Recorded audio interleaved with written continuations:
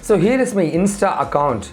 So you can click that follow button. You can contact me at any time for any kind of technological queries. I'm ready to help you. On the other end, for web designing or any other courses or internships, if you want to contact us, yes, I'm ready to help you. Here is the contact number to contact us. Web design series HTML, fourth video. So types of websites. If we talk about types of websites, actually websites are classified into three major areas.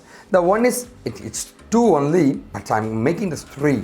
So static and dynamic. What is a static website, sir? Considering I got my Kashiv Infotech website, I'm displaying that, hey, you can do internship in my company, you can do courses in my company, or you can do some projects in my company. I can show you like that. That is a static website where I can show something to you. Whereas a dynamic website, in the sense, a student is there and he's asking you, sir, we want to interact with you. We want to contact you. Oh, you want to contact me? Yes, there is a contact form available. You can apply using a link. So such kind of interactions. So if the user interact with the databases or interact with the websites, then it becomes a dynamic website.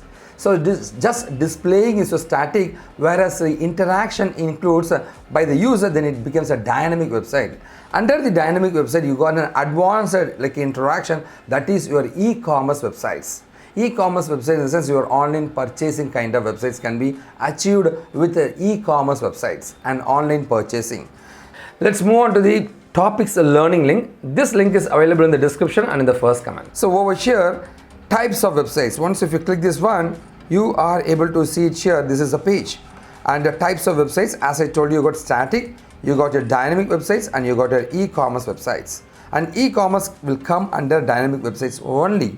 And apart from that, as I told you, your static websites will have the client and the server. That is an interaction, a plain interaction. The web pages will be stored here, and the client will be requesting the web page, and it will be getting back here. And over here, if you go back here, you are able to see there is an interaction with the database also. The user is getting interacted with the database. You got the client, you got the server, and the database. If there is a interaction with the database, obviously you got your dynamic websites, and you got the e-commerce websites in detail over here. Just go to my website and you can learn a lot of things over there.